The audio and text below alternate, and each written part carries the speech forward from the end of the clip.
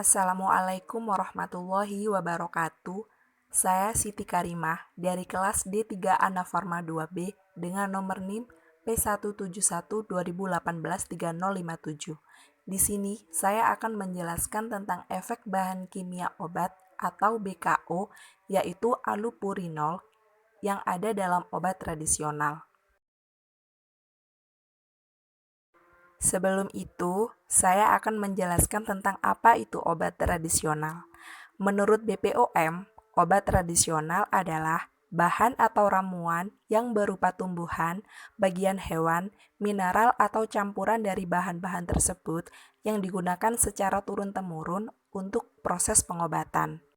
Kemudian, ciri dari obat tradisional yaitu bahan bakunya masih berupa simplisia yang sebagian besar belum mengalami standarisasi dan belum pernah diteliti. Bentuk sediaannya sederhana, yaitu berupa serbuk, pil, seduhan atau rajangan simplisia. Klaim khasiatnya masih berdasarkan data empiris. Obat tradisional sendiri dibagi menjadi 3, yaitu jamu, obat herbal berstandar, dan fitofarmaka. Pada dasarnya, obat tradisional memang tergolong aman untuk dikonsumsi selama kita tidak memiliki alergi terhadap bahan-bahan yang digunakan dan dalam batas dosis yang aman. Hanya saja, kita dianjurkan untuk selalu waspada dan berhati-hati dalam memilah-milah obat tradisional, mana yang sekiranya asli dan aman untuk dikonsumsi, serta mana yang meragukan. Nah, saat ini saya akan membahas tentang bahan kimia obat. Bahan kimia obat merupakan senyawa kimia obat yang ditambahkan dengan sengaja ke dalam jamu dengan tujuan agar efek yang diinginkan tercapai lebih cepat dari biasanya. BKO sendiri dapat terdiri dari bahan kimia aktif ataupun obat jadi. Jamu yang mengandung BKO sangat membahayakan bagi kesehatan, apalagi jika digunakan dalam waktu yang lama. Efek samping yang dapat terjadi antara lain dapat menyebabkan tukak lambung, gagal ginjal, dan gangguan hati atau liver. Nah, kalau Anda suka minum jamu, saya punya trik sederhana untuk mendeteksi adanya bahan kimia obat atau BKO dalam jamu yang Anda minum. Caranya yaitu dengan mengamati efek penyembuhannya yang dirasakan oleh konsumen. Jika efek penyembuhan yang dirasakan cepat, maka kemungkinan besar jamu tersebut mengandung bahan kimia obat dengan dosis yang cukup tinggi. Jadi, harus hati-hati ya kalau minum jamu. Jadi, sebuah produk OT atau obat tradisional yang baik juga tidak boleh mengandung bahan kimia obat atau BKO.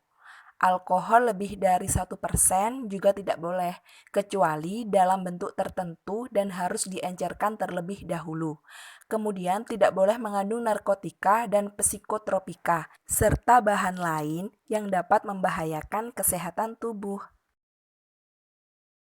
Nah, setelah itu saya menjelaskan tentang BKO, contohnya yaitu allopurinol. Allopurinol adalah obat yang digunakan untuk menurunkan kadar asam urat dalam darah akibat penyakit asam urat atau GOUT.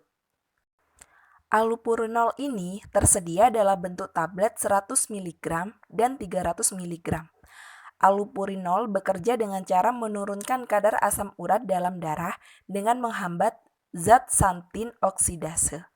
Beberapa kondisi yang bisa meningkatkan kadar asam urat yang bisa diatasi dengan allopurinol adalah penyakit asam urat atau GOUT, gangguan ginjal, termasuk batu ginjal, dan penderita kanker yang menjalani kemoterapi. Efek samping dari BKO allopurinol. Penggunaan allopurinol dibatasi dan sangat jarang digunakan karena memiliki banyak efek samping seperti mual, muntah, ruam kulit, pendarahan lambung, nyeri lambung dengan pendarahan atau perforasi, reaksi hipersensitivitas, hepatitis, gagal ginjal, leukopenia, dan anemia aplastik agranulositosis. Sekarang, saya akan menjelaskan tentang cara identifikasi bahan kimia obat atau BKO dalam sediaan obat tradisional.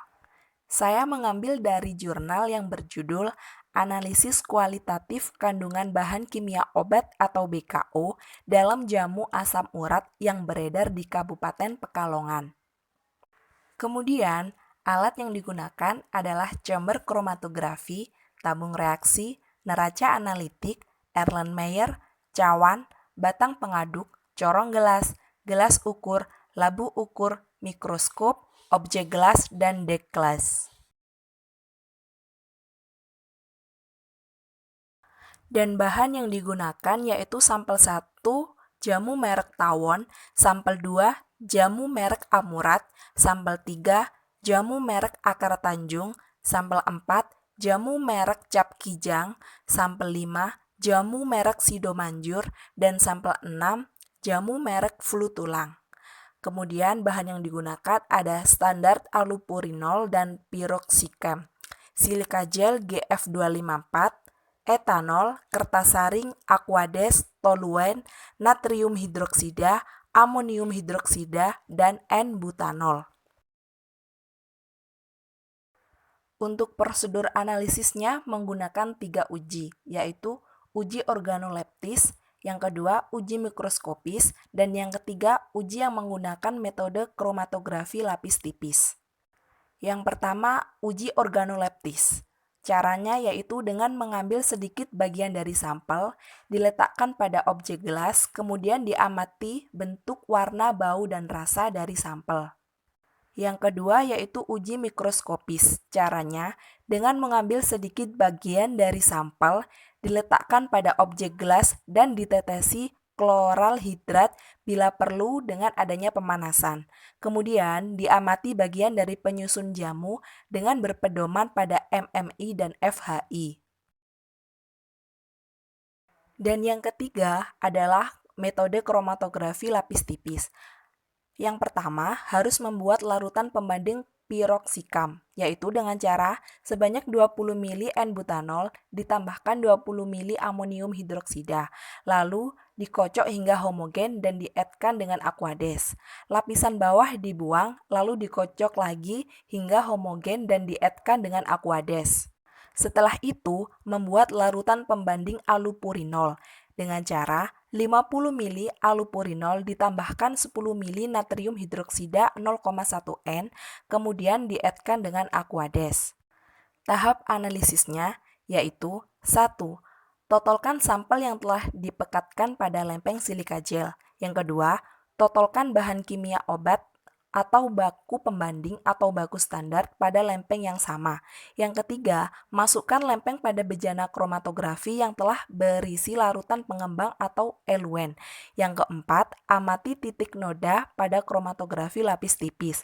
Yang kelima, periksa titik noda di bawah sinar UV gelombang pendek dengan 254 nm.